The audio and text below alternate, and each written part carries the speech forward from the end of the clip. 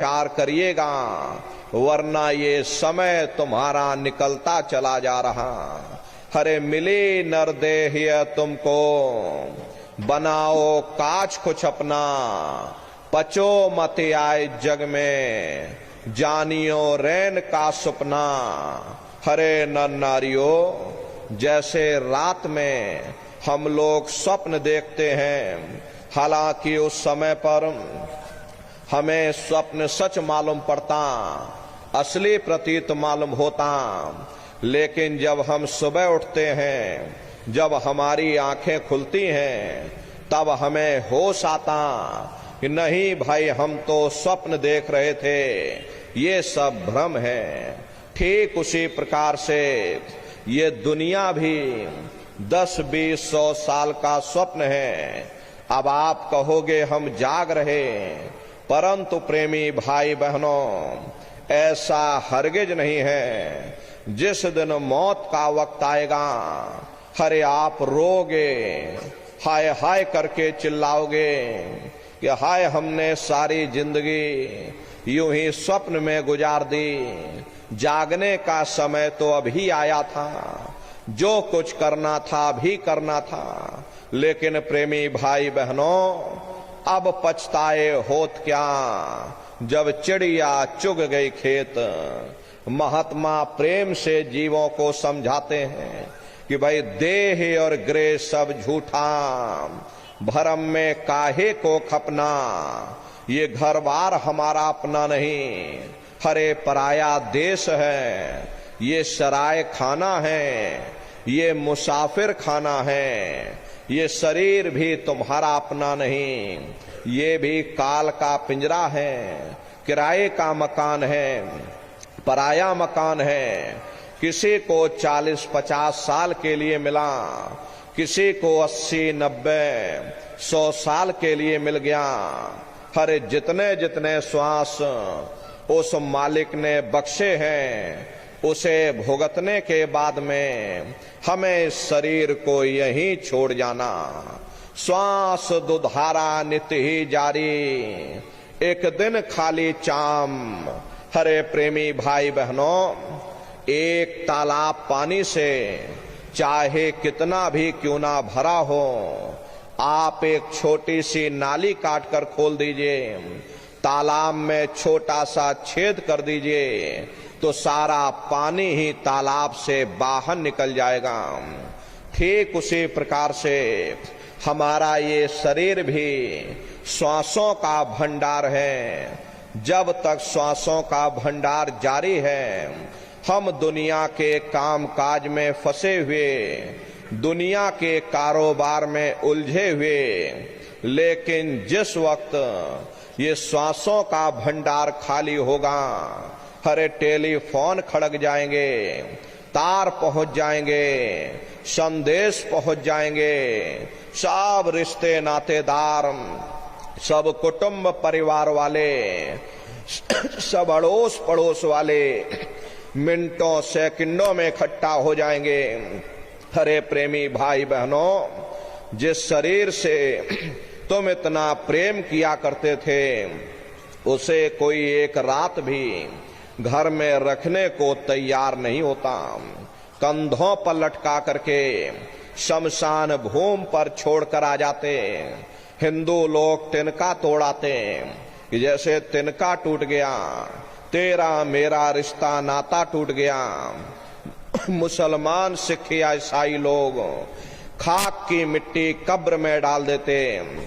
जो मेरे लिए खाक की मिट्टी है, वह मेरे लिए तू है। हरे प्रेमी भाई बहनों, मामूली कष्ट नहीं होता, मौत के समय में घन घोर पीड़ा होती है। सहजोबाई ने उस पीड़ा को बयान किया कि सहजो मौती आइया, अंगे अंग दिया तोड़, और हिया जरे छाती फटे, उठे पीर घन घोर। गुरु महाराज सत्संग में फरमाते थे कि जैसे 1,00,000 बिच्छू एक साथ मिलकर के हमारे जिस्म पर डंक मारे, उससे भी लाखों करोड़ों गुना ज्यादा मौत के समय में दर्द होता है, जब मृत्यु आती है तो किस तरह से प्राण निकलते, प्राणों के निकलने की क्या प्रक्रिया होती है, जरा उसे भी आप लोग समझ लीजिए। देखो प्रेमी भाई बहनों, जैसे संसार में महाप्रलय आती, महाप्रलय के समय क्या होता, सबसे पहले पूरी पृथ्वी ढह जाती। ये पृथ्वी पानी में घुल करके पानी बन जाती है। मानव सृष्टि की प्रलय एक बड़ी कयामत है और शरीर की प्रलय एक छोटी कयामत है। तो जैसे ही मौत आती, सबसे पहले गुदा चक्र टूटता है, सिमटत भास श्वास उठ जावे और प्राण पति जम सिमट समावे। उस समय हमारी श्वासें रुक जाती, शरीर की चेतना पीछे सिमटने लगती। तो सबसे पहले गुदा चक्र ही टूटता है, क्योंकि गुदा चक्र में पृथ्वी का वास होता। गुदा चक्र टूट करके ऊपर इंद्रिय चक्र में समा जाता। इंद्रिय चक्र में जल का वास होता, यानी जल ने पृथ्वी को घोल दिया। फिर जब इंद्रिय चक्र टूटेगा तो ऊपर नाभि चक्र में समा जाएगा। नाभि चक्र में अग्नि का वास होता, यानी अग्नि ने फिर जल को सुखा दिया। ये नीचे से सिमटाव होता है, नीचे से ऊपर की ओर सिमटाव होता। फिर जब ये नाभि चक्र टूटेगा तो हृदय चक्र में समा जाएगा। हृदय चक्र में वायु का वास होता, यानी वायु ने अग्नि को अपने में समाहित कर लिया और इस तरह से वायु आकाश में उड़ गई। जब यह कर्म कलाई उपजावे और बुद्धि सुरत की आन दबावे, जब यह जीवात्मा पांचों तत्वों को लांग करके जल पृथ्वी अग्नि वायु आकाश पांचों तत्वों को लांग करके ऊपर आती है, तो काल दाढ़ में आन दबानी और जब ढर के नैनन से पानी, जब काल अपनी दाढ़ में दबाता उस समय नेत्रों से पानी निकलता। इंद्रियां टूट टूट करके चकनाचूर हो जाती। सब रिश्ते नातेदार खड़े रह जाएंगे। डॉक्टर वैद्य हकीम सब आपको घेरे रह जाएंगे, लेकिन आप अपनी पीड़ा को अपने दुख को उस समय किसी से बयान नहीं कर पाओगे। सिर्फ आपके नेत्रों से अश्रु टपकेंगे। हर यमदूत आते हैं, प्राणों की डोरी को तोड़ देते और जीवात्मा को खींच करके इस शरीर से बाहर कर दिया जाता। और जैसे ही जीवात्मा शरीर से अलग हुई, ये शरीर मिट्टी हो जाता।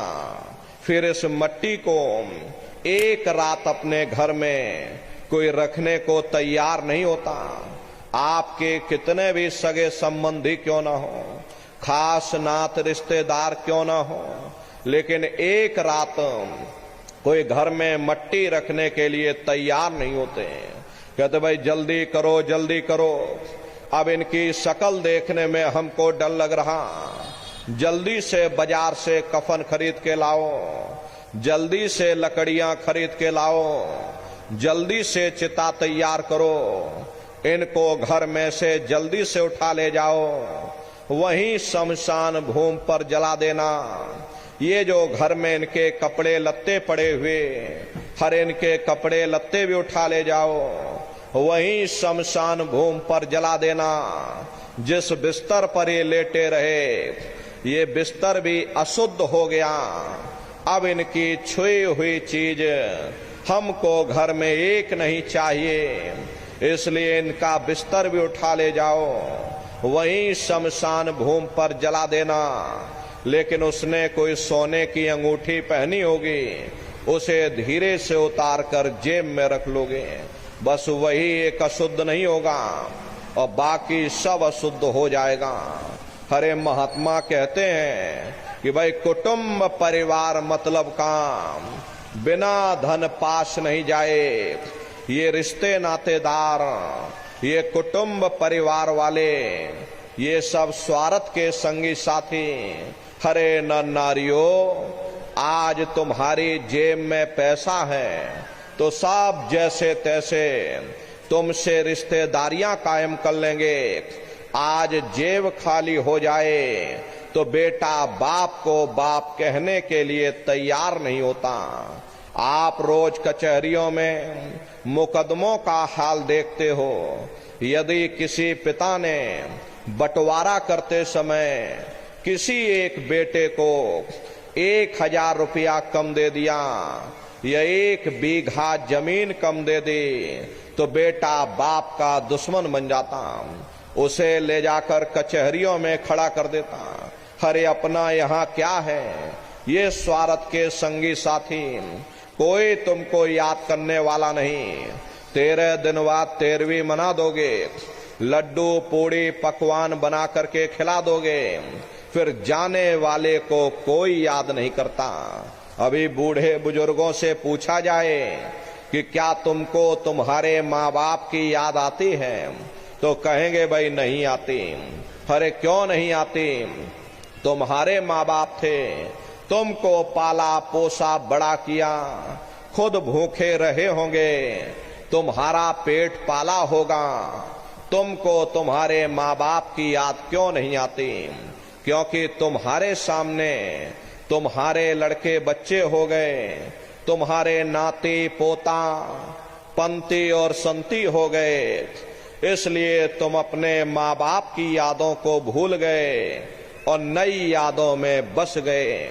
ऐसे ही प्रेमी भाई बहनों, एक दिन सब तुमको भी भूल जाएंगे, कोई किसी को याद करने वाला नहीं। ये कहानी तो शमशान भूमि पर समाप्त हो गई। उधर देखो क्या होता, तुम्हारी जीवात्मा को ले जाकर के ऊपर धर्मराज की कचहरी में पेश कर दिया जाएगा। वहां पलक झपकते ही तुम्हारे अच्छे बुरे कर्मों का हिसाब किताब हो जाएगा।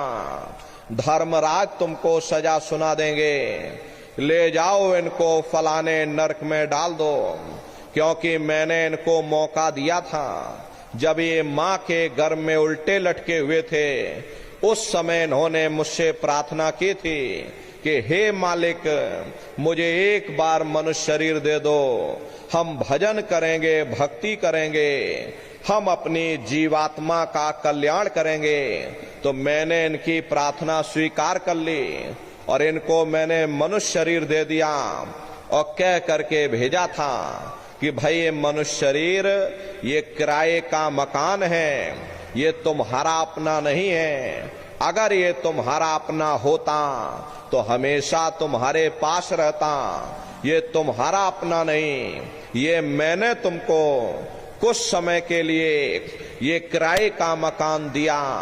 हाँ, तुम अपनी जीवात्मा को मेरे किराए के मकान में बैठा करके और मालिक की भक्ति करके अपनी जीवात्मा का कल्याण करा लेना। मैंने कुछ समय के लिए तुम सबको ये किराए का मकान दिया है। जब समय पूरा होगा मैं अपने सिपाहियों को भेजूंगा, उस समय पर तुम मेरे मकान को खाली कर देना। लेकिन इतना ध्यान रखना कि जैसा साफ सुथरा मैंने तुमको ये किराए का मकान दिया, वैसा ही साफ सुथरा तुम मुझको वापस लौटाना। लेकिन इस किराए के मकान में बैठ करके इन्होंने अच्छे बुरे कर्म कर डाले। मेरे किराए के मकान को इन्होंने अपने कर्मों से गंदा कर दिया, इसलिए कर्मों की सजा इनको मिलेगी। ले जाओ इनको फलाने नरक में डाल दो। अरे महात्मा कभी झूठ नहीं बोलते। महात्माओं ने जब साधना किया और साधना करके जब ऊपर गए, ऊपर जा करके जब उन्होंने नरकों का हाल देखा तो हमारी आपकी जानकारी के लिए उन्होंने धर्म ग्रंथों में लिख दिया कि लोह के खम्भ तपत के माही, और जहां जीव को ले चिपटाई वहां लोहे के खंबे अग्नि से धधक धधक कर लाल हो रहे। ऐसे खोटे जीवों को उन खंभों में चिपटाया जाता जीव हाय हाय करके तड़फता है, तड़फ तड़फ जीव जुलम बुखारी, और तपत खम दुख उपजे भारी। असहनी वेदना होती, असहनी दुख दर्द होता, जीव वहां रोता चिल्लाता रहता। वहां कोई तुम्हारी पुकार सुनने वाला नहीं, कोई तुम्हारी दर्द भरी आवाज को सुनने वाला नहीं। हरे नर नारियों, ये दुर्दशा क्यों हो गई? क्योंकि हम लोग मनमुखी हो गए, मन के कहे पर चलने लगे, मन के कहे पर चल करके अच्छे बुरे कर्म करने लगे। कर्मों का ये जखीरा अंबार के अंबार हमने अपने सिर पर लाद लिए, आज उन्हीं कर्मों का भोग पा रहे। हरे महात्मा कहते हैं कि भाई नर के अनेक और हैं, कहाँ लग कहो बखान, दुख भोगते यह जीव जो, जाने जो भोग समान। कहते भाई एक नरक नहीं, ऐसे वहां अनेकों अनेक नरक बने हुए, अलग अलग खोटे पाप कर्मों के वहां पर अलग अलग नरक बने हुए। ये जीव अपने अपने कर्म के अनुसार अनंतों अनंत युगों तक, वर्षों की बात नहीं कर रहे, अनंतों अनंत युगों तक जीव नरकों की यातनाएं भोगता रहता। और नरकों की यातनाएं भोगने के बाद में इसी जीवात्मा को सीधे मनुष्य शरीर नहीं दिया जाता, बल्कि इसे 4 खान 84 लाख योनियों में फिर डाला जाता। जैसे बच्चा होता है, बच्चा पहले कक्षा 1 पास करेगा, फिर कक्षा 2 में जाएगा, ऐसे वहां पर पूरा चैनल बना हुआ। नरकों की यातनाएं भोगने के बाद में इसी जीवात्मा को 4 खान 84 लाख योनियों में डाला जाता। ये 4 खान 84 लाख योनियां ये कोई मामूली योनियां नहीं होती। 4 खान का मतलब होता है अंडज पिंडज उपमज स्थावर। ये 4 खाने हैं। पहली श्रेणी इन पेड़ पौधों की आती है जिनके अंदर पानी का तत्व मौजूद होता। कभी ये भी मनुष्य हुआ करते थे, लेकिन आज अपने कर्मों का भोग पा रहे, एक जगह पर बेचारे खड़े हुए। दूसरी श्रेणी कीड़े मकोड़ों की आती है जिनके अंदर पृथ्वी और अग्नि का तत्व मौजूद होता। तीसरी श्रेणी पंछियों की आती, चौथी चौपाए जानवरों की आती, और 5वीं स्वयं इंसान की आती, जिसके अंदर 5 तत्व जल पृथ्वी अग्नि वायु आकाश 5 तत्व मौजूद होते। प्रेमी भाई बहनों, ये 4 खाने हैं, इनकी अलग अलग कुल 84 लाख योनियां हैं। अब आप पेड़ पौधों को देखिए तो आम का पेड़ अलग है, नीम का पेड़ अलग है, पीपल का पेड़ अलग है। ऐसे ही अलग अलग प्रजातियों के कीड़े मकोड़े, अलग अलग प्रजातियों के पशु पंछी, कुल मिलाकर के 84 लाख योनियां हैं। हम दुनिया के जीव नरकों की यातनाएं भोगने के बाद में अनंतों अनंत युगों के लिए इन्हीं 84 लाख योनियों में डाले जाते हैं। मामूली कष्ट नहीं होता। अरे हमको आपको गर्मी लग गई तो हम लोग छाया में आ गए, सर्दी लग गई कंबल रजाई ओढ़ लिया, भूख लग गई रोटी खा ली, बीमार हो गए अस्पतालों में चले गए। लेकिन देखो उन जानवरों को, क्या गर्मी, क्या सर्दी, क्या बरसात, एक एक निवाले के लिए दर बदर ठोकरें खा रहे। अरे किसी का हाथ कट गया, किसी का पैर कट गया, किसी को जीते जी काट डाला, मुर्गी की गर्दन मरोड़ डाली। अरे मामूली कष्ट नहीं होता। जानवरों को देखो किस तरह लोग मारते हैं, काटते हैं, जीते जी उनको काट डालते हैं, उनकी गर्दनों पर छुरियां चला देते। अरे प्रेमी भाई बहनों, एक हमारी आपकी उंगली कट जाए हम लोग तड़फ जाएंगे, लेकिन जानवरों की दुर्दशा देखिएगा, क्या उनकी हालत होती है, कैसी उनकी तकलीफ होती है। मादा बिच्छू होती है, मादा बिच्छू जब अपने बच्चे को जन्म देती है, प्रेमी भाई बहनों, वही बच्चे अपनी माँ की पीठ पर चढ़ जाते हैं। बिच्छू की मौत कैसे होती? वही मादा बिच्छू के बच्चे अपनी माँ की पीठ पर चढ़ जाते हैं और धीरे धीरे उसी के मांस को खाते हैं। तड़प तड़प करके प्रेमी भाई बहनों, वो बिच्छू अपना मौत तड़प तड़प के अपनी जान देती है। उस समय मामूली कष्ट नहीं होता।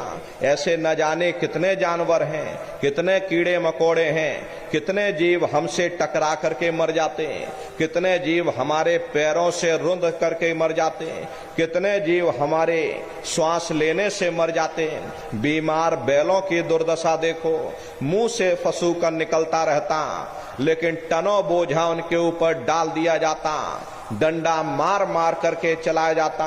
क्या उनको दर्द नहीं होता? अरे उनको भी दर्द होता, उनको भी तकलीफ होती, लेकिन वे बेचारे बेजुबान हैं, कुछ बोल नहीं पाते, कुछ बता नहीं पाते।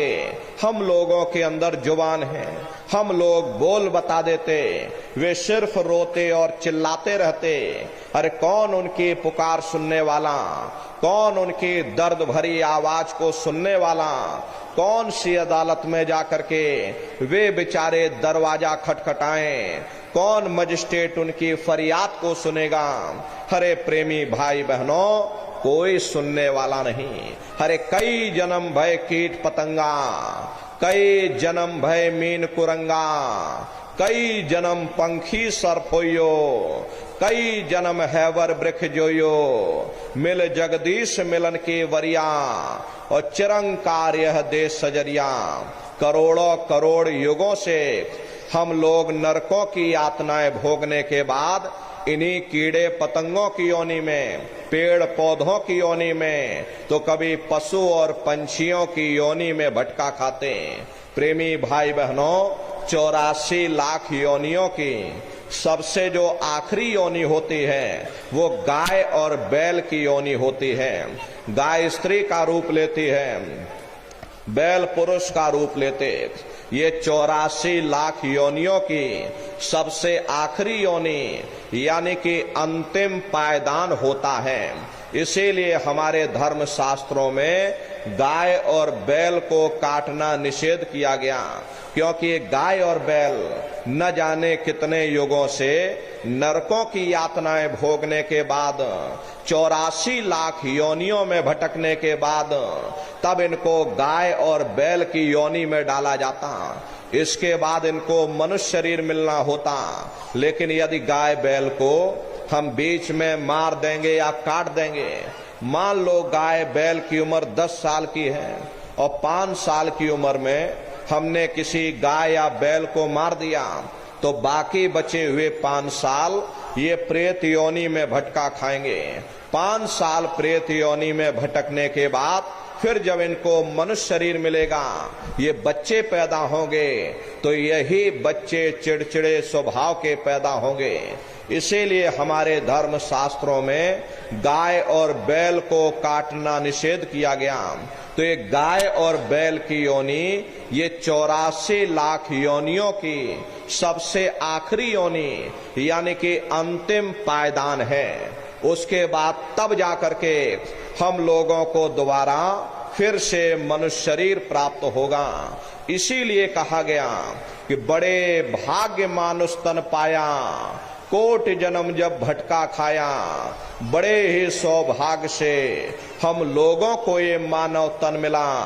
बड़े से बड़े देवी देवता भी इस मानव तन को पाने के लिए तरसते हैं, क्योंकि इन 84 लाख योनियों से, उन नरकों से निकलने का केवल एक ही दरवाजा है, वह केवल मनुष्य का शरीर है। इसी मनुष्य रूपी मंदिर में बैठ करके हम उस मालिक की भक्ति कर सकते हैं। इसीलिए संतों महात्माओं ने इस पंच भौतिक शरीर को सच्चा हरि मंदिर कहकर याद किया कि हरि मंदिर यह शरीर है, ज्ञान रतन प्रगट होए, ये असली हरि मंदिर है। जब भी वो मालिक मिलेगा इसे हरि मंदिर के अंदर मिलेगा। इसे पंच भौतिक शरीर को ईसा मसीह साहब ने टेम्पल ऑफ लिविंग गॉड यानी जिंदा ईश्वर का मंदिर कहा। इसे पंच भौतिक शरीर को गुरु नानक साहब ने नर नारायणी देह कहकर याद किया। ये वो देह है जिसमें नारायण स्वयं विराजमान है।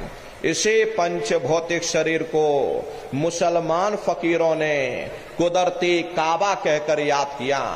ये असली कुदरती काबा है। खुदा का दीदार जब भी होगा इसे कुदरती काबे के अंदर जाकर होगा।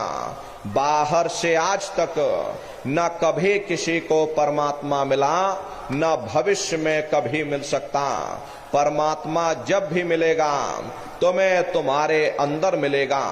यही कबीर साहब ने लिखा कि जो तिल माही तेल है, जो चकमक में आग, और तेरा साईं तुझ में, और जाग सके तो जाग। जिस तरह तिल में तेल होता, पत्थर में अग्नि होती, ठीक उसी तरह से वो मालिक हरेक के घट घट में, हरेक के वजूद के अंदर बैठा हुआ।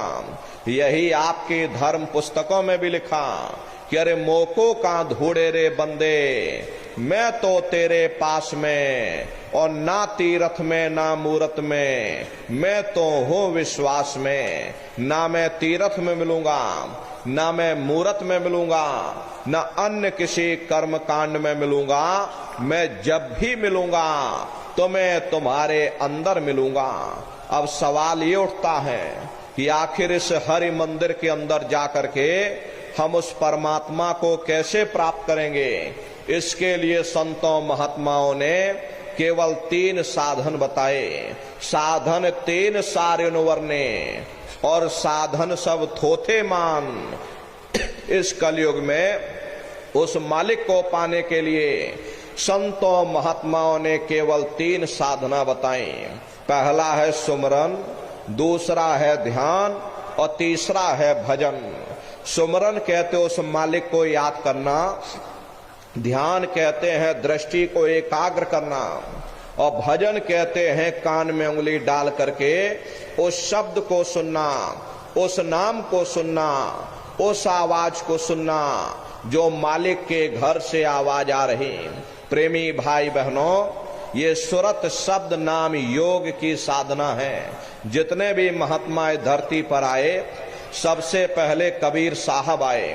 कबीर साहब ने सुरत शब्द नाम योग की साधना जारी की। उसके बाद गुरु नानक साहब आए। गुरु नानक साहब ने भी सुरत शब्द नाम योग की साधना जारी की। उसके बाद और भी महात्मा आए, कबीर, नानक, दादू दरिया, भीखा रविदास, पलटू जगजीवन, गोस्वामी जी महाराज, जिन्होंने रामचरित्र मानस बनाई, उन्होंने भी सुरत शब्द नाम योग की साधना जारी की। अरे आपके राजस्थान की धरती पर मीराबाई हुई, सहजोबाई हुई, उन्होंने भी उस मालिक को पाया, सुरत शब्द नाम योग की साधना करके पाया। प्रेमी भाई बहनों, ये सुरत शब्द नाम योग की साधना है। इस साधना की 3 क्रियाएं हैं। पहला सुमरन, दूसरा ध्यान, और तीसरा है भजन। तो कैसे आप लोग सुमरन करोगे, कैसे आप लोग ध्यान करोगे, और कैसे आप लोग भजन करोगे, जरा अच्छी तरह समझिएगा और फिर घर पर बैठ करके करिएगा। तो सबसे पहले सुमरन कैसे किया जाएगा। सुमरन करने के लिए एक माला आप लोग ले लेना। ये देखो प्रेमी भाई बहनों, 108 दाने की ये माला है।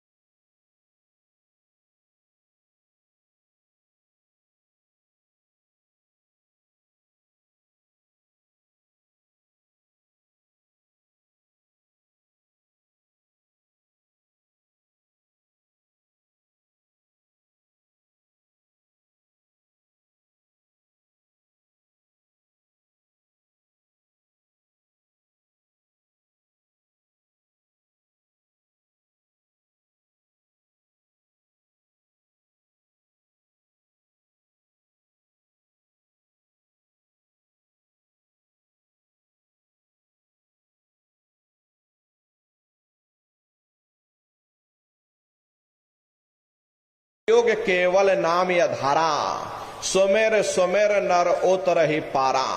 कलयुग में केवल नाम का आधार है, वो नाम तुम्हारे अंदर दिन और रात धुनकारे दे रहा। तो उसी घंटे संग की आवाज को महात्माओं ने शब्द या नाम कहा, उसी को मुसलमान फकीरों ने कलमा कहा, उसी को ईसा मसीह साहब ने वर्ड या लागश कहकर याद किया, उसी को गुरु नानक साहब ने अनहद वाणी कहकर याद किया। चीन में जो महात्मा हुए उन्होंने इसको ताओ कहकर याद किया, और हिंदू महात्माओं ने इसे देववाणी आकाशवाणी कहकर याद किया। उन अलग अलग महात्माओं ने अपनी अपनी भाषा में हम लोगों को समझाने की कोशिश की कि भाई वो घंटे संग की आवाज तुम्हारे सबके अंदर गूंज रही, वो आपको सुनाई पड़ेगी। लेकिन शुरुआती समय में आपको ऐसा मालूम पड़ेगा कि कहीं बड़ी दूर पर घंटियां बज रही, टन टन टन, लेकिन सुनाई हरेक को पड़ेगी। प्रेमी भाई बहनों, जब घंटे संग की आवाज आपको सुनाई पड़ने लग जाए तब आप सीटी की आवाज को छोड़ देना और घंटे संग की आवाज को पकड़ लेना, उसको आप सुनने लग जाना। जब आप उसको सुनने लग जाओगे तो वो आवाज धीरे धीरे बढ़ना शुरू होगी, और बढ़ते बढ़ते इस कदर बढ़ेगी कि आपके रोम रोम में घंटे और शंख की आवाज गूंजने लग जाएगी। अरे बड़ी घनघोर आवाज होती है, बड़ी मधुर वो आवाज होती। ये जो दुनिया के संगीत आप सुनते हो, ये बाहर जो दुनिया के गाने सुनते हो, उस रूहानी संगीत के सामने ये दुनिया के संगीत कुछ नहीं है। जब आप उस रूहानी संगीत को सुनोगे, इतना भारी आनंद आपके ऊपर छा जाएगा, इतनी खुशी आपको होगी, ऐसा नशा आपके ऊपर चढ़ जाएगा, इतना आप उस आवाज में खो जाओगे कि आप सारी दुनिया को ही भूल जाओगे। हरे प्रेमी भाई बहनों, शंकर भगवान को वही नशा चढ़ा था। शंकर भगवान कोई गांजा भांग नहीं पीते थे। ये तो हमने आपने शंकर भगवान को बदनाम कर दिया कि शंकर भगवान गांजा भांग पीते थे, चलो हम भी गांजा भांग पिएंगे। लेकिन ऐ नर नारियों, शंकर भगवान ने कभी गांजा भांग नहीं पिया। शंकर भगवान जिस नशे में लीन रहते थे वो नाम का नशा था, वो ध्यान का नशा था, वो भक्ति का नशा था। जब आप उस आवाज को सुनोगे तो आपको भी वो नशा चढ़ जाएगा, क्योंकि उस आवाज में चुंबक है। जब आप उस आवाज को सुनोगे तो वो आवाज आपको अपनी ओर खींचेगी, और जब खिंचाव होगा तो जीवात्मा का फैला हुआ प्रकाश 9 द्वारों से सिमटने लगेगा। अब ये 9 द्वार कौन कौन से हैं? देखो प्रेमी भाई बहनों, अच्छी तरह समझने की कोशिश करिएगा। ये बहुत बड़ा विज्ञान है। दुनिया का विज्ञान जब समाप्त हो जाएगा तो ये विज्ञान प्रारंभ होगा। तो 9 दरवाजे कौन कौन से हैं? 2 आंख, 2 कान, 2 नाक के सुराख, 1 मुंह और 2 मलमूत्र का रास्ता, ये शरीर के 9 दरवाजे हैं। सबसे पहला दरवाजा गुदा चक्र आता है। गुदा चक्र में गणेश जी वास करते हैं। गणेश जी वहां के मालिक हैं।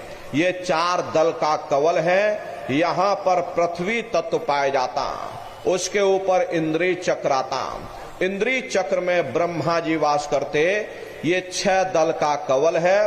यहाँ पर जल तत्व पाया जाता, उसके ऊपर ये नाभि चक्र आता। नाभि चक्र में विष्णु जी वास करते। ये 8 दल का कवल है। यहाँ पर अग्नि तत्व पाया जाता, उसके ऊपर ये हृदय चक्र आता। हृदय चक्र में शिव जी वास करते। ये 12 दल का कवल है। यहाँ पर वायु तत्व पाया जाता। हरे वास तो वो ऊपरी मंडलों में करते हैं, लेकिन उनका प्रकाश, उनकी किरणें इन चक्रों पर पड़ती हैं। उसी के ऊपर एक कंठ चक्र आता है। यहाँ पर आद्या महाशक्ति की किरणें पड़ती। ये 16 दल का कवल है। और आप सबसे ऊपर, तुम्हारी जीवात्मा सबसे ऊपर दोनों आंखों के मध्य भाग में बैठी है। जहां पर देवियां बिंदी लगाती हैं और पुरुष जहां टीका लगाते। ये बिंदी और टीका यहाँ पर इसीलिए लगाया जाता क्योंकि यहाँ जीवात्मा बैठी है, उसका श्रृंगार किया जाता। तो ये 10वां द्वार है जहां पर तुम्हारी जीवात्मा बैठी हुई। इसी 10वें दरवाजे पर बैठ करके तुम्हारी जीवात्मा अपने प्रकाश को 9 दरवाजों में फैलाती है, जिससे आपका शरीर चलता, आपके हाथ आपके पैर चलते हैं। जब आप भजन करोगे और घंटे शंख की आवाज को सुनोगे तो उस आवाज में चुंबक है, वो आवाज आपको अपनी ओर खींचेगी। और जब खिंचाव होगा तो जीवात्मा का फैला हुआ प्रकाश 9 दरवाजों से सिमट करके यही 10वें दरवाजे पर इकट्ठा हो जाएगा। और जैसे ही पूरा प्रकाश सिमट करके यहाँ इकट्ठा हुआ, तुरंत शब्द जीवात्मा को खींच करके इस शरीर से बाहर कर देगा। फिर आप अपनी आंखों से देखिएगा कि हमारा शरीर ये है, हम ये खड़े। आप अपने शरीर से अलग हो जाओगे। जैसे चिड़िया होती है, चिड़िया घोंसले से निकल करके आसमानों की उड़ान भरती है, शाम को फिर अपने घोंसले में आ जाती। ऐसे ही तुम्हारी जीवात्मा इस शरीर रूपी घोंसले से निकल करके ब्रह्मांडों की सैर करेगी, देवी देवताओं के दर्शन करेगी और घूम करके फिर अपने शरीर रूपी घोंसले में वापस चली आएगी। हरे प्रेमी भाई बहनों, ये ब्रह्मा विष्णु महादेव जिनकी सारी दुनिया पूजा करती है, आप सभी लोग ब्रह्मा विष्णु महादेव की पूजा करते हो, लेकिन कभी आपने विचार नहीं किया भाई जिनकी हम पूजा कर रहे आखिर ये कौन हैं, ये कहां पर रहते हैं, ये क्या काम करते हैं, हर इनके माँ बाप कौन हैं। तो जरा संक्षिप्त में आप लोग समझिएगा कि किन किन मंडलों को पार करते हुए तुम्हारी ये जीवात्मा अपने 5वें मंडल पर यानी कि सचखंड में पहुंचेगी। प्रेमी भाई बहनों, जब आप भजन करोगे और घंटे शंख की आवाज को पकड़ करके शरीर रूपी घोंसले से जब बाहर निकल जाओगे तो उसी घंटे शंख की आवाज को पकड़कर यही जीवात्मा फिर ब्रह्मांडों की चढ़ाई करती है। पलक झपकते यह जीवात्मा खरबों जोजन मील ऊपर चली जाती। ये सूरज चांद सितारों को पार करने के बाद सबसे पहले जो आपको लोक मिलेगा उसे महात्माओं ने शिवलोक कहा। शिवलोक तमोगुणी स्थान है, वहां के मालिक शिव जी हैं, वो पार्वती जी के साथ उस लोक में विराजमान हैं। शिव जी का दर्शन करने के बाद फिर जब आप ऊपर चढ़ोगे उसी के ऊपर आपको ब्रह्मा जी का लोक मिलेगा। ब्रह्मा जी का लोक वो रजोगुणी स्थान है, वहां के मालिक ब्रह्मा जी हैं, वो गायत्री सावित्री और सरस्वती के साथ उस लोक में विराजमान हैं। ब्रह्मा जी का दर्शन करने के बाद फिर घंटे शंख की आवाज को पकड़ करके फिर जब आप ऊपर चढ़ोगे उसी के ऊपर आपको विष्णु लोक मिलेगा। विष्णु लोक वो सतोगुणी स्थान है, वहां के मालिक विष्णु जी हैं, उनका बड़ा मनमोहक स्वरूप है। उनकी 4 भुजाएं हैं और चारों भुजाओं में शंख गदा पद्म और चक्र सुशोभित हैं और आप क्षीर सागर में लक्ष्मी जी के साथ विराजमान हैं। ये तीनों देवता ब्रह्मा विष्णु महादेव अपने अपने लोक में बैठ करके राज कर रहे। एक रचयिता है जो हम जीवों को रचता है, एक पालनहार है जो हम जीवों को पालता है, और एक संहार करता जो जीवों को नष्ट कर देता। एक का काम है घड़े को बनाना, एक का काम है घड़े की सुरक्षा करना, एक का काम है घड़े को फोड़ देना। इनकी जो माता है वो आद्या महाशक्ति है। ब्रह्मा विष्णु महादेव लोक के ऊपर वो आद्या महाशक्ति का लोक आता। उसी लोक को पार करने के बाद सबसे पहला देश पड़ता है, या यूं कह लीजिए कि पहली राजधानी पड़ती है, जिसे महात्माओं ने सहस दल कवल कहा। वो राजधानी है। ये ब्रह्मा विष्णु महादेव के जो लोक हैं उस राजधानी के अंतर्गत आने वाले जिले हैं। जैसे आपके महाराष्ट्र की राजधानी मुंबई है, ये अकोला आपका जिला है। इसी तरह प्रेमी भाई बहनों, वो सहस दल कवल राजधानी है। राजधानी का जो मालिक है वो निरंजन भगवान है।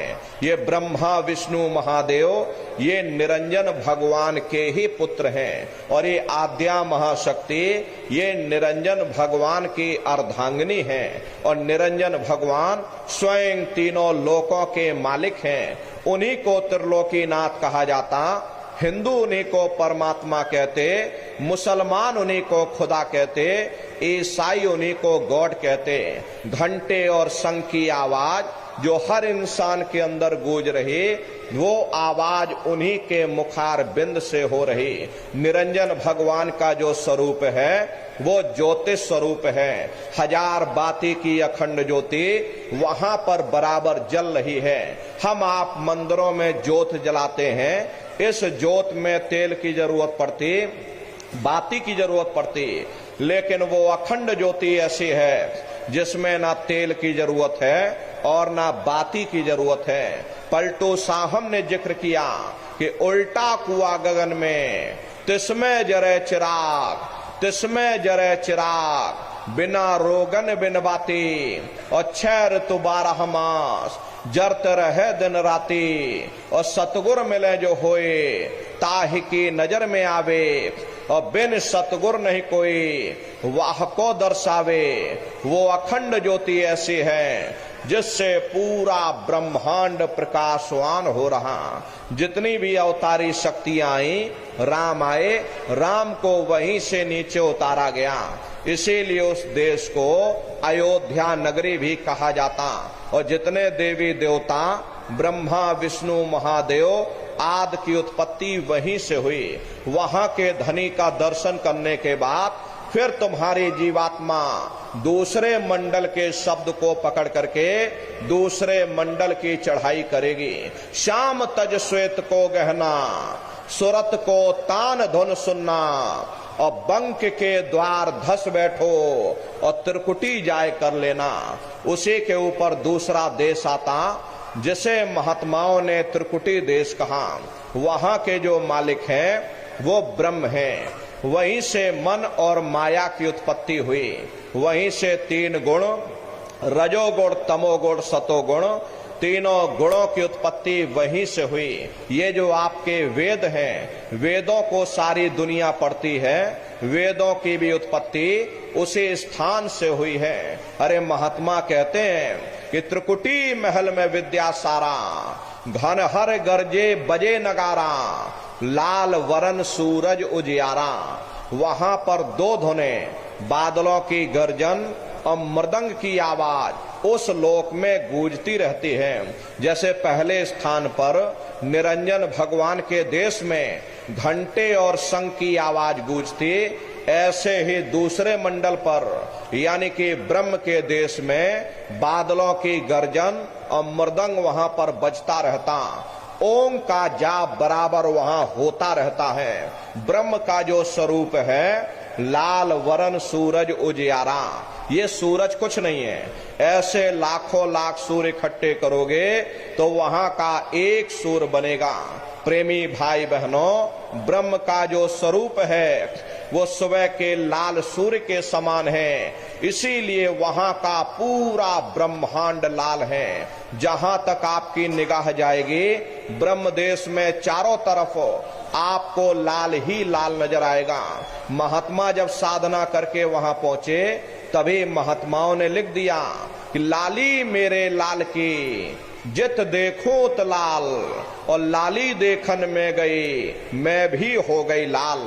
वो पूरा ब्रह्मांड ही लाल है। जितने साधक वहां पहुंच जाते हैं उन सभी को योगेश्वर कहा जाता है। जैसे व्यास जी हुए, वशिष्ठ जी हुए, वाल्मीकि जी हुए, इन सब की पहुंच वहीं तक थी। इसीलिए कहा गया कि वाल्मीकि भय ब्रह्म समाना। जब इनकी जीवात्मा वहां पहुंची और जब इन्होंने ब्रह्म का दर्शन किया तो इनका स्वरूप भी ब्रह्म के समान यानी कि ब्रह्म स्वरूप हो गया। जितने साधक वहां पहुंच जाते हैं उन सभी को योगेश्वर कहा जाता।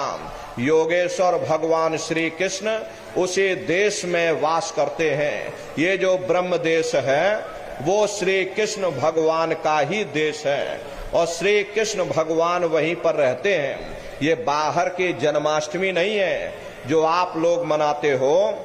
महात्माओं ने कहा था भाई सही मायने में तुम जन्माष्टमी कब मनाओगे? जब तुम्हारे जीवात्मा 5 तत्व जल पृथ्वी अग्नि वायु आकाश और 3 गुणों रजोगुण तमोगुण सतोगुण 5 तत्व और 3 गुणों से परे होकर के ब्रह्म देश में पहुंच करके जब कृष्ण भगवान का दर्शन कर लोगे तब सही मायने में जन्म अष्टमी मनाई जाएगी। वहां कृष्ण भगवान का दर्शन करने के बाद फिर तुम्हारी ये जीवात्मा तीसरे मंडल के शब्द को पकड़ करके तीसरे मंडल की चढ़ाई करती है। आगे पहुंची सुन झंकार ररंकार धुनि सुनी पुकार, आगे श्वेत शून्य है भाई मान सरोवर पैठ नहाई। उसी के ऊपर तीसरा देश आता जिसे महात्माओं ने शून्य देश कहा। उसी को रारंग देश कहते हैं। उसी को अक्षर और नेति कहा जाता। वहां के जो मालिक हैं वो रारंग पुरुष यानी कि पार ब्रह्म पुरुष हैं। वहां किंगरी और सारंगी 2 धुनें उस लोक में गूंजती रहती हैं और पार ब्रह्म पुरुष का जो स्वरूप है वो पूर्णमासी के चंद्रमा के समान बड़ा ही मनमोहक स्वरूप है। इसी स्थान पर प्रेमी भाई बहनों एक बहुत बड़ा अमृत का सरोवर बना जिसे महात्माओं ने मान सरोवर कहा। जब तुम्हारी ये जीवात्मा उस मान सरोवर में स्नान कर लेगी तो जन्म जन्मांतरों के मैले पाप कर्म साफ हो जाएंगे। अरे यहाँ के पानी से तुम्हारे कर्मों की सफाई नहीं होने वाली। ये बाहर का पानी तुम्हारे शरीर के मैल को धो सकता है, लेकिन जो पापों का मैल है, जो अंतःकरण में गंदगी जमा, वो जब साफ होगी जब आप तीसरे मंडल पर पहुंच करके उस गंगा में डुबकी लगाओगे। उसमें स्नान करने के बाद ये जीवात्मा हंस रूप हो जाती है। हंसन मिले हंसा हो जाई, मिले जो अमी हारा है। जीवात्मा का खुद का प्रकाश उस अमृत के सरोवर में स्नान करने के बाद 16 सूर्य के बराबर हो जाता। तब फिर यही जीवात्मा चौथे मंडल के शब्द को पकड़ करके चौथे मंडल की चढ़ाई करती है। 2 पर्वत के संग निहारो भवर गुफाते संत पुकारो।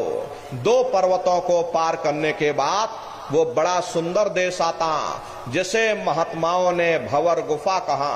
वहां के जो मालिक हैं वो सोहंग पुरुष हैं। वहां बंसी यानी मुरली की मधुर ध्वनियां सदा उस लोक में उच्चारण होती रहती और सोहंग पुरुष का जो स्वरूप है वो दोपहर के सूर्य के समान महाप्रकाशवान स्वरूप है। स्वरूप में अंतर है। पहले स्थान पर निरंजन भगवान का जो स्वरूप था वो ज्योतिष स्वरूप था। दूसरे स्थान पर ब्रह्म का जो स्वरूप है वो सुबह के लाल सूर्य के समान है। तीसरे स्थान पर पार ब्रह्म का जो स्वरूप है वो पूर्णमासी के चंद्रमा के समान है। और चौथे स्थान पर सोहंग पुरुष का जो स्वरूप है वो दोपहर के सूर्य के समान महाप्रकाशवान स्वरूप है। वहां के धनी का दर्शन करने के बाद ताके परे धाम सतनामा और बीन बजे सतलोक ठिकाना। सोहंग देश के ऊपर वो 5वां देश आता जिसे महात्माओं ने सचखंड देश कहा। वो सचखंड देश अजर अमर अविनाशी सदा एक रस रहने वाला देश है। वहां न काल है न कर्म है, न दुख है न संताप है, न पुण्य है न पाप है। जो जीवात्माएं वहां पहुंच जाती हमेशा के लिए जन्म मरण के बंधनों से आजाद हो जाती। वहां के जो मालिक हैं वो सतपुरुष भगवान हैं जिनके रोम रोम में खरबों खरब सूरज चांद सितारे प्रकाशवान। वही हमारे आपके सच्चे मालिक हैं, वही हमारे आपके सच्चे पिता हैं। अरे हमको आपको वहीं से नीचे उतारा गया। फिर शब्द को पकड़ करके शब्द शब्द पौड़ी पर चढ़कर और पहुंचो सचखंड सतनाम।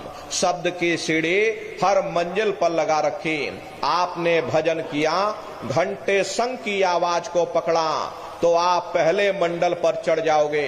वहीं पर आपको दूसरे मंडल का शब्द सुनाई पड़ेगा, उसे आप पकड़ लोगे तो दूसरे मंडल पर चढ़ जाओगे। ऐसे ही शब्द दर शब्द, मंजिल दर मंजिल ये जीवात्मा अपने देश सचखंड में पहुंच जाती। तो शब्द कब पकड़ में आएगा? जब आप भजन करोगे। और भजन कैसे किया जाएगा? एक बार फिर से आप लोग समझ लीजिए। ये आंख और कान को बंद करिएगा, लेकिन मन को रोकिएगा। ऐसे समय पर तुम्हारा ये मन जरूर भागेगा। अभी आप सत्संग में बैठे हो, शरीर तुम्हारा यहाँ बैठा, लेकिन मन सारी दुनिया में भ्रमण कर रहा। अब किसी को पानी पीने जाना है, मन पानी पीने पहुंच गया। कोई बाल बच्चों को घर में छोड़कर आया, मन बाल बच्चों में पहुंच गया। कोई दुकान दफ्तर छोड़ करके आया, मन दुकान दफ्तर में पहुंच गया। कोई खेती बाड़ी छोड़ करके आया, शरीर यहाँ बैठा, मन खेत में जुताई कर रहा। तो ऐसे भजन से कोई लाभ नहीं होगा। जिन्होंने मार मंडाला उन्हीं को सूरमा कहना, और बड़ा बैरी ये मन घट में इसी का जीत ना कटना। अगर दुनिया में कोई हमारा दुश्मन है, वो केवल हमारा मन है। ये मन रूपी रावण कब मरेगा? जब 9 द्वारों पर फतेह हासिल करके तुम यहाँ 10वें द्वार पर चढ़ जाओगे, तब सही मायने में दशहरा मनाई जाएगी। ये बाहर की दशहरा नहीं है, जो लकड़ी का रावण आप बना देते हो और फूंक फांक करके फिर वापस चले आते। महात्माओं ने कहा था, भाई सही मायने में तुम दशहरा कब मनाओगे, विजयदशमी कब मनाओगे? जब 9 द्वारों पर फतेह हासिल करके तुम यहाँ 10वें द्वार पर चढ़ जाओगे, तब सही मायने में विजयदशमी मनाई जाएगी।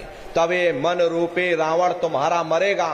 तब तुम्हारी जीवात्मा, हर ऐसी जीवात्मा को महात्माओं ने राम भी कहा। अरे आपकी धर्म पुस्तकों में लिखा है, एक राम दशरथ का बेटा, एक राम घट घट में लेटा, एक राम का सकल पसारा, एक राम है सबसे न्यारा।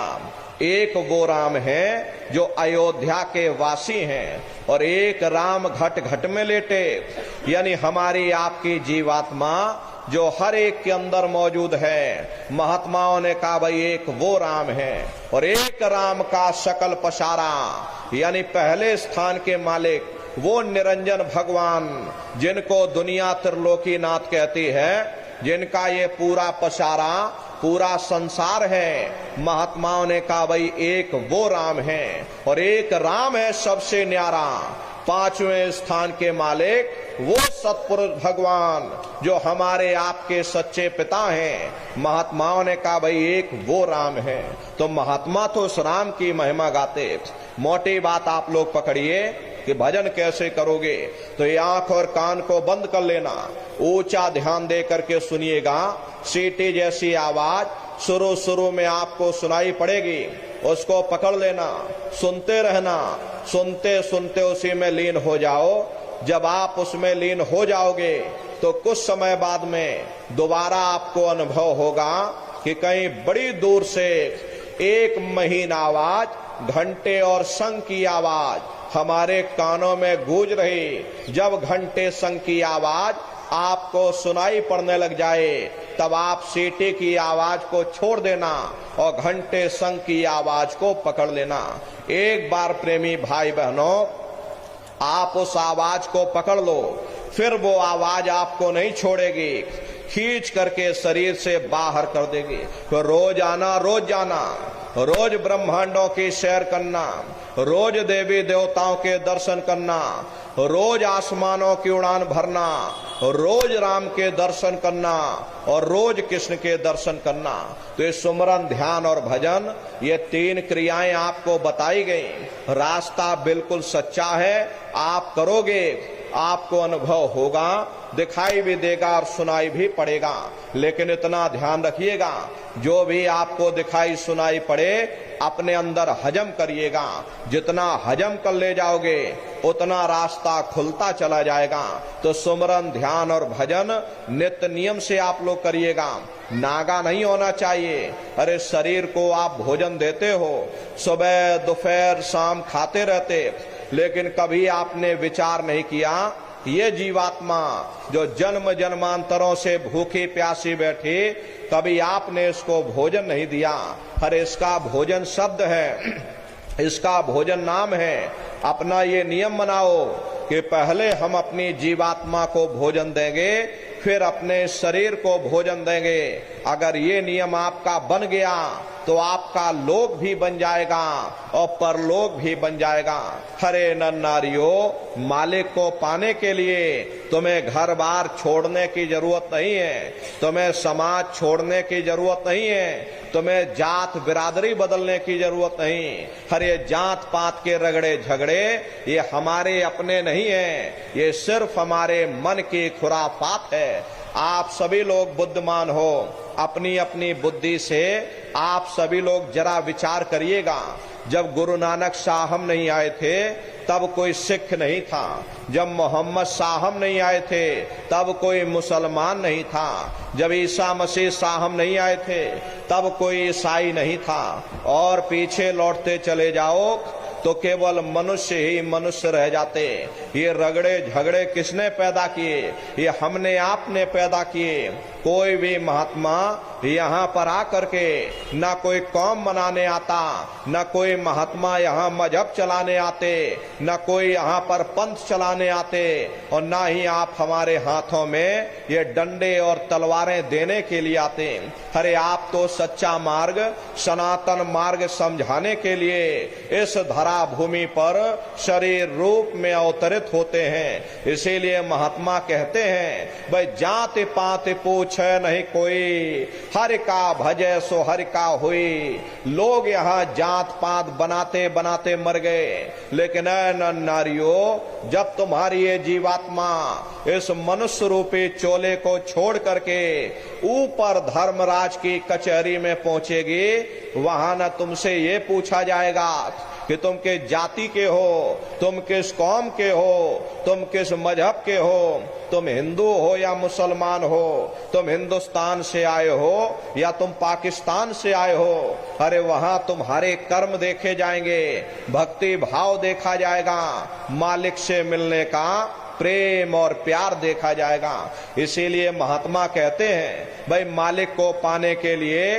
तुम्हें जात बिरादरी बदलने की जरूरत नहीं है, तुम्हें समाज छोड़ने की जरूरत नहीं है, तुम्हें बाल बच्चे छोड़ने की जरूरत नहीं है, तुम्हें जंगलों पहाड़ों में भटकने की जरूरत नहीं है, तुम्हें साधु सन्यासी और बाबा बनने की जरूरत नहीं। अरे भाई तुम अपने अपने घर परिवार में रहो, अपने अपने बाल बच्चों के साथ रहो, मेहनत और ईमानदारी से काम करो, और 24 घंटे में घंटा 2 घंटा अपनी जीवात्मा के कल्याण के लिए सुरत शब्द नाम की कमाई यानी कि सुमरन, ध्यान और भजन करिएगा। हरे नर नारियों, यही दौलत तुम्हारे काम आएगी, बाकी सब यही पड़ा रह जाएगा। सुई की एक नोक भी तुम्हारे साथ में जाने वाली नहीं है। अरे बड़े बड़े राजे महाराजे आए, सारी जिंदगी उन्होंने ये किला बनाते बनाते गुजार दिया। आज उनके किलों को जाकर देखो, आज खंडहर बने पड़े हुए हैं। विश्व विजेता सिकंदर सारी दुनिया पर राज करने का ख्वाब देखता था, वो भी मुट्ठी खोल करके चला गया। कोई क्या साथ लेकर जाएगा? जो चीज तुम्हारे साथ में जाने वाली वो केवल मालिक की भक्ति है। इसलिए प्रेमी भाई बहनों, वो दौलत कमा लो जो अंत समय में तुम्हारे काम आवे, वरना ये समय तुम्हारा निकलता चला जा रहा। ये श्वासों की पूंजी दिन प्रतिदिन कम होती चली जा रही। हम लोग कहते हैं कि भाई हमारी उम्र बढ़ रही, अरे आपकी उम्र बढ़ नहीं रही, आपकी उम्र दिन प्रतिदिन घटती चली जा रही। ये चंद श्वासों की पूंजी जो लेकर के आप बैठे हो, ये दिन प्रतिदिन कम होती चली जा रही। एक समय ऐसा आएगा ये बुलबुला तुम्हारा फूट जाएगा, फिर ना जाने तुमको दोबारा मनुष्य शरीर मिले ना मिले, अरे भटकते रह जाओगे युगों युगों के लिए नरकों और चौरासियों में। इसलिए प्रेमी भाई बहनों, अहो भाग्य है आपका, आपको ये मनुष्य शरीर मिल गया। इस मनुष्य रूपी मंदिर में बैठ करके वो आत्म धन कमा लो, वो रूहानी खजाना कमा लो, जिससे तुम्हारी जीवात्मा का कल्याण हो जावे। तो सुमरन, ध्यान और भजन नित्य नियम से आप लोग करिएगा, और सभी लोग शाकाहारी रहना, क्योंकि हमारे गुरु महाराज ने शाकाहार पर विशेष जोर दिया। गुरु महाराज हमारे कहते थे कि बच्चा तुम लोग शाकाहारी रहना, शाकाहार का प्रचार करते रहना, इसी से देश और दुनिया में भारी परिवर्तन होगा। हरे नर नारियों, परिवर्तन कोई कानून बनाने से नहीं होता, परिवर्तन कोई आंदोलन करने से नहीं होता, परिवर्तन कोई तोड़ फोड़ करने से नहीं होता। परिवर्तन तब होता है जब लोगों के विचार बदलते हैं, लोगों की भावनाएं बदलती हैं। विचार जब बदलेंगे जब लोगों का खान पान शुद्ध होगा। देशी कहावत है, जैसा खाए अन्न वैसा होए मन। जब इंसान पशुव्रती भोजन करेगा तो उसकी बुद्धि स्वतः ही पशुओं जैसी हो जाएगी, सोच विचार उसका चिंतन स्वतः ही पशुओं जैसा हो जाएगा। फिर जिस शराब के नशे में माँ बहन बेटे की पहचान खत्म हो जाए, उस शराब को पी करके यह कैसे पता चलेगा कि क्या अच्छा और क्या बुरा है।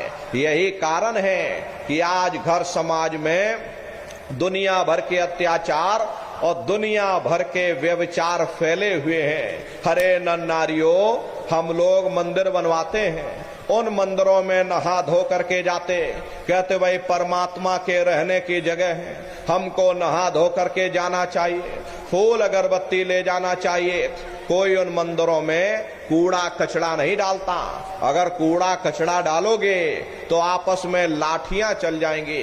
फिर ये जो हरि मंदिर है, ये पंच भौतिक शरीर जिसे महात्माओं ने हरि मंदिर कहा, हर इसमें तुम हाड़ मांस के लोथड़े डालते हो, इसमें तुम शराब के कतरे डालते हो। अपने बनाए हुए ईंट गारे के मंदिर की कद्र करोगे और परमात्मा के बनाए हुए इस हरि मंदिर को तुमने जीते जी कब्रिस्तान बना दिया तो सख्त सजा मिलेगी।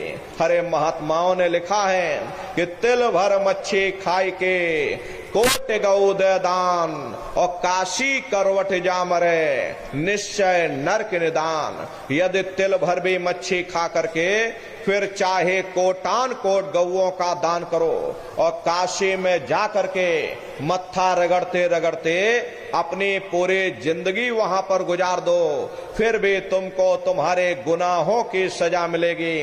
कोई बच नहीं सकता, क्योंकि ये कर्म भूमि है। यहाँ तुम जैसा कर्म करोगे वैसा ही फल तुमको मिलेगा। देखिए, इस कर्म भूमि पर कृष्ण भगवान तक नहीं बच पाए।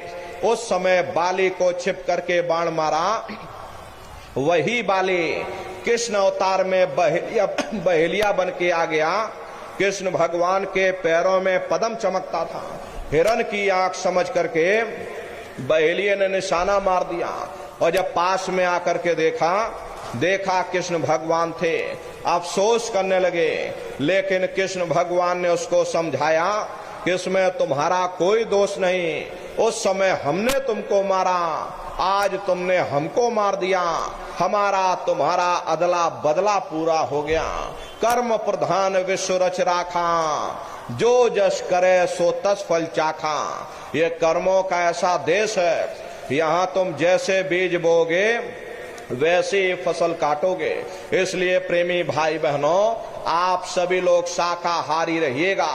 शाकाहार का प्रचार अपने अपने क्षेत्रों में करते रहना। कोई ऐसा नशा मत करना जिससे बुद्धि तुम्हारी पागल हो जाए, घर में माँ बहन बेटी की पहचान खो दो। ये तरह तरह की बीमारियां जो आज के समय में आ रही, इसका मुख्य कारण यही है, लोगों का खान पान दूषित हो गया। हरे प्रेमी भाई बहनों, बड़ी सीधी सी बात है, मोटी सी बात है कि इंसानों के खून में जब जानवरों का खून मिल जाएगा, जानवरों के कीटाणु जब मिल जाएंगे, तो न जानवरों की दवा काम में आएगी और न इंसानों की दवा काम में आएगी। प्रेमी भाई बहनों, परिणाम क्या होगा? ऐसी महामारियां आगे चल के बहुत फैलेंगी। इसलिए प्रेमी भाई बहनों, आपसे हमारी प्रार्थना है कि आप सभी लोग शाकाहारी रहिएगा। शाकाहार का प्रचार अपने अपने क्षेत्रों में बराबर आप लोग करते रहना। हरे धर्म का प्रचार है। हरे नर नारियों, सतयुग कैसे आएगा? राम राज कैसे आएगा? राम राज कोई भाषण देने से नहीं आने वाला। राम राज जब आएगा जब आप लोग धर्म का प्रचार करोगे, और धर्म का प्रचार करने की जिम्मेदारी हम सभी प्रेमी भाई बहनों की है, क्योंकि हम सभी लोग अपने गुरु के जलाए हुए चिराग हैं। अगर एक एक चिराग एक एक गांव में पहुंच जाएगा, ये पूरा गांव प्रकाशवान हो जाएगा, ये पूरा समाज प्रकाशवान हो जाएगा। इसलिए प्रेमी भाई बहनों, धर्म के प्रचार में आप सभी लोग अपना अपना योगदान दीजिएगा। गुरु महाराज के संदेशों को जन जन के बीच में पहुंचाइएगा। गुरु महाराज कह करके गए कि बच्चा, गांव गांव में तुम भजन केंद्र की स्थापना करो, गांव गांव के लोग भजन करने लग जाएं, गांव गांव में सत्संग होने लग जाए, गांव गांव के लोग शाकाहारी हो जाएं, गांव गांव के लोग सदाचारी बन जाएं, आंखों में माँ बहन बेटी की पहचान कायम हो जाए। जब हमारा गांव बदल जाएगा, ये पूरा समाज बदल जाएगा, निश्चय ही कलयुग में सतयुग आ जाएगा। इसलिए प्रेमी भाई बहनों, धर्म के प्रचार में आप सभी लोग अपना अपना योगदान दीजिएगा। और देखो प्रेमी भाई बहनों, हमारे गुरु महाराज ने एक अच्छे समाज के निर्माण के लिए, चरित्र उत्थान के लिए, लोगों को शाकाहारी और सदाचारी बनाने के लिए 116 वर्ष की आयु तक अथक मेहनत और परिश्रम किया। गुरु महाराज ने अपने गुरु की याद में मथुरा आश्रम पर इतना विशाल मंदिर बनवाया। हमारे गुरु महाराज कहते थे कि बच्चा, मंदिर का जीता जागता देवता वहां पर बैठ करके बरकत बांट रहा। अरे आप लोग आइए, वहां कोई रुपया पैसा नहीं चढ़ाया जाता, कोई चंदा चुटकी नहीं। अरे आप लोग आए, मंदिर के देवता के सामने अपनी एक बुराई को चढ़ा दीजिए। वहां पर बुराई चढ़ाई जाती है कि हम आज से मांस मछली नहीं खाएंगे, हम आज से अंडा शराब का सेवन नहीं करेंगे, हम आज से झूठ नहीं बोलेंगे, हम आज से किसी को धोखा नहीं देंगे। आप अपनी एक बुराई चढ़ा दो, आपकी एक मनोकामना पूरी होगी। ऐसा वरदानी मंदिर गुरु महाराज ने अपने गुरु की याद में मथुरा आश्रम पर बनवाया। मथुरा आश्रम पर आप लोग पधारिएगा। देखिए, होली का कार्यक्रम 7, 8, 9 मार्च 3 दिवसीय होली का कार्यक्रम मथुरा आश्रम पर मनाया जाएगा। आप सभी प्रेमी भाई बहन मथुरा आश्रम पर पधारिएगा। वो हमारा आपका गुरुद्वारा है। कार्यक्रम के अवसर पर देश के कोने कोने से दसियों लाख की संख्या में सत्संगी प्रेमी भाई बहन मथुरा दरबार में पधारते हैं। अरे आपके रहने ठहरने की व्यवस्था वहां पर की जाती है।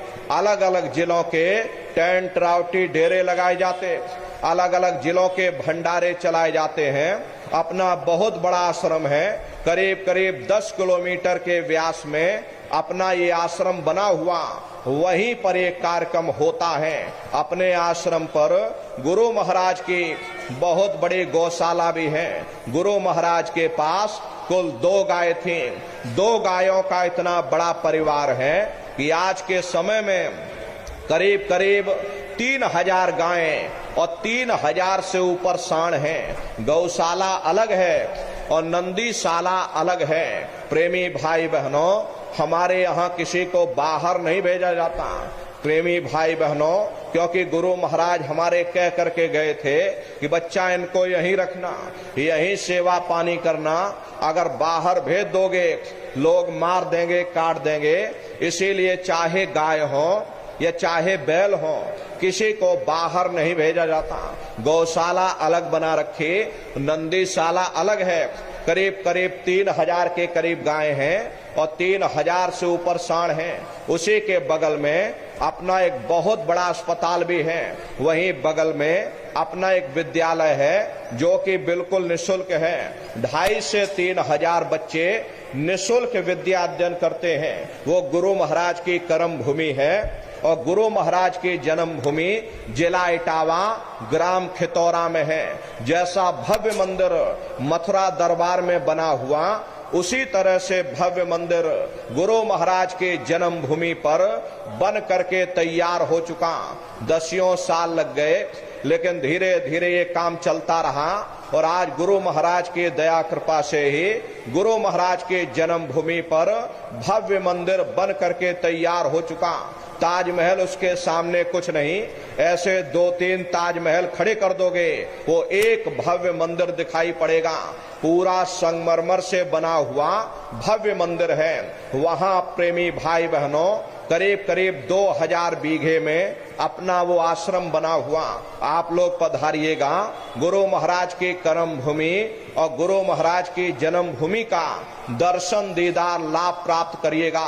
तो होली का कार्यक्रम, आप सभी प्रेमी भाई बहन होली के कार्यक्रम में सब परिवार सादर आमंत्रित हैं। आप लोग पधारिएगा और अपने अपने बच्चों को भी बराबर आप सभी लोग लाते ले जाते रहिएगा।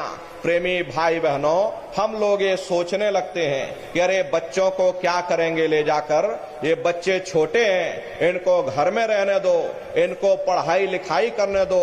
अभी इनकी पढ़ाई लिखाई की उम्र है। ये सत्संग सुनना, ये भजन पूजा पाठ करना, ये तो हम लोगों का काम है। इन बच्चों को पढ़ाई लिखाई करने दो, ये हमारी आपकी गलत धारणा है। हरे प्रेमी भाई बहनों, पढ़ाई लिखाई जरूरी है। हम ये बात मानते हैं कि आज के भौतिक युग में शिक्षा बहुत जरूरी है। हमको भी गुरु महाराज ने पढ़ाया लिखाया। हम भी पहले 10वीं किए और 10वीं के बाद फिर हमने 12वीं किया और 12वीं के बाद फिर हमने BA किया और BA करने के बाद फिर हमने LLB किया। LLB करके वकील बने। गुरु महाराज ने हमको भी पढ़ाया लिखाया, लेकिन पढ़ाई लिखाई के साथ साथ अच्छे संस्कार भी जरूरी है। और संस्कार कोई MA BA की डिग्री करने से नहीं पढ़ते, संस्कार कोई डिप्लोमा करने से नहीं पढ़ते। अगर MA BA की डिग्री करने से बच्चों के अंदर संस्कार पड़ जाते तो हिंदुस्तान में इतने वृद्धाश्रम ना खोले गए होते। अरे संस्कार पढ़ेंगे महात्माओं के वचनों से, संस्कार पढ़ेंगे सत्संग के माध्यम से। ये बच्चे देश के भविष्य हैं। एक अच्छे समाज के निर्माण के लिए बच्चों के अंदर अच्छे संस्कार डालना ये समय की बहुत बड़ी मांग है। इसलिए प्रेमी भाई बहनों, अपने अपने बच्चों पर विशेष आप लोग ध्यान दीजिएगा। ये बच्चे कच्चे घड़े हैं, इनको आप बचपन से तैयार करिए। इनको अच्छी शिक्षा देना, इनको अच्छे संस्कार देना, खुद भी भजन करना, बच्चों को भी भजन ध्यान सुमरन पर बैठाना, इनको सत्संग में लाते ले जाते रहना, इनको दरबार में लाते ले जाते रहना। हरे प्रेमी भाई बहनों, तुम्हारे बच्चों के अंदर अच्छे संस्कार पड़ जाएंगे। यही बच्चे प्रेमी भाई बहनों बड़े होकर के माँ बाप का नाम रोशन करेंगे, घर और समाज का नाम रोशन करेंगे। इसलिए अपने अपने बच्चों पर विशेष आप लोग ध्यान दीजिएगा। अरे आज के समय में हम लोग अपने बच्चों को स्वतंत्र छोड़ देते हैं, उन पर ध्यान नहीं देते। हरे प्रेमी भाई बहनों, पहले के समय में अकेले माँ बाप अपने 4-4 बच्चों को खिला ले जाते थे, लेकिन आज 4-4 बच्चे अपने माँ बाप को खिला नहीं पाते। फिर 10 दिन तुम खिलाओ, फिर 10 दिन हमारे घर में छोड़ देना, फिर 10 दिन तुम हमारे घर में छोड़ देना। हरे प्रेमी भाई बहनों, ये कहाँ के संस्कार हैं। इसलिए हमारी आपसे प्रार्थना है कि अपने जीवन को सुखमय व्यतीत करना चाहते हो, अपने बुढ़ापे को सुखमय व्यतीत करना चाहते हो, तो अपने बच्चे को बचपन से तैयार करिएगा। इनको अच्छी शिक्षा दो, इनको अच्छे संस्कार देना, खुद भी भजन करो, बच्चों को भी भजन ध्यान सुमरन पर बैठाओ, इनको शाकाहारी बनाना, इनको सदाचारी बनाना। यही बच्चे सदाचारी बन जाएंगे, यही बच्चे चरित्रवान बन जाएंगे, यही देश और समाज में नाम करेंगे। इसलिए प्रेमी भाई बहनों, हमारी आपसे प्रार्थना, अपने अपने बच्चों के साथ, इष्ट मिष्ट परिवार वालों के साथ, आप सभी प्रेमी भाई बहन होली के कार्यक्रम में सब परिवार सादर आमंत्रित हैं। आप लोग पधारिएगा और सुमरन ध्यान और भजन बराबर आप लोग करते रहना। इतना जान लीजिए प्रेमी भाई बहनों, ये रास्ता बिल्कुल सच्चा है। आप करोगे, आपको अनुभव होगा, दिखाई भी देगा, सुनाई भी पड़ेगा, आपका लोक भी बन जाएगा और आपका परलोक भी बन जाएगा। इसी के साथ अब हम अपनी वाणी को विराम देते हैं। इस नए साल की बेला में आप सभी प्रेमी भाई बहनों को बहुत बहुत शुभकामनाएं हैं। सबका जीवन मंगलमय हो। गुरु महाराज के श्री चरणों में हम यही अरदास और कामना करते हैं। मालिक के पावन नाम का सभी प्रेमी भाई बहन एक बार फिर से उच्चारण करिएगा। बोलो जय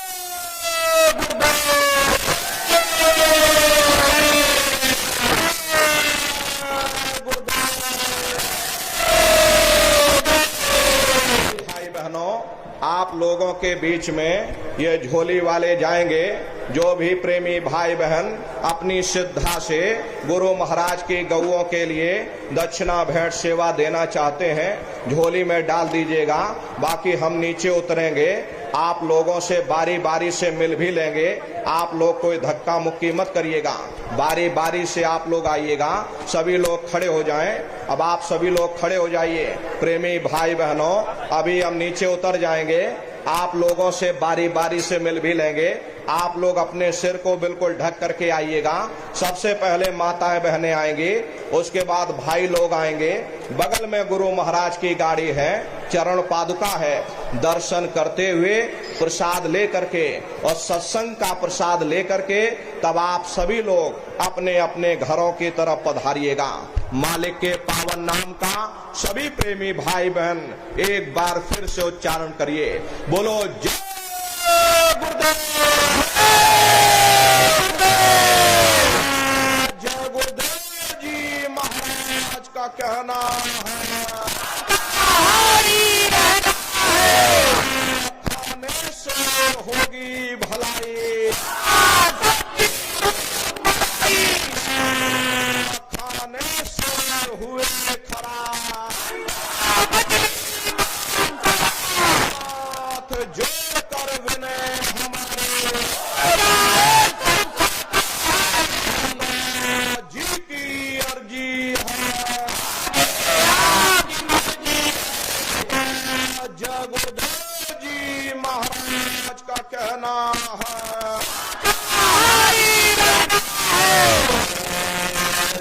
गुरुदेव,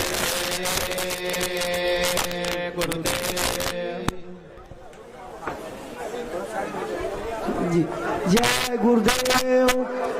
देखो प्रेमी भाई बहनों, अभी पूज्य महाराज जी आपसे मिलने के लिए मंच के नीचे आ रहे हैं। भाई लोग थोड़ा धीरज रखेंगे, बहनें माताएं पहले आएंगी। बहनें माताएं इधर बाईं तरफ से ध्यान दीजिए, आइए। और माताओं बहनों, आप निवेदन स्वीकार करिए, जब महाराज जी का दर्शन करने के लिए आइए तो अपने कपड़े से, धोती या दुपट्टे से अपने सिर को ढक करके आइए। महाराज जी के दर्शन करने के लिए जब आइए तो अपने कपड़े से, अपने दुपट्टे से या साड़ी से अपने सिर को, कानों को गलों को ढक करके आइए, आराम आराम से आइए, आराम आराम से। महाराज जी के आगे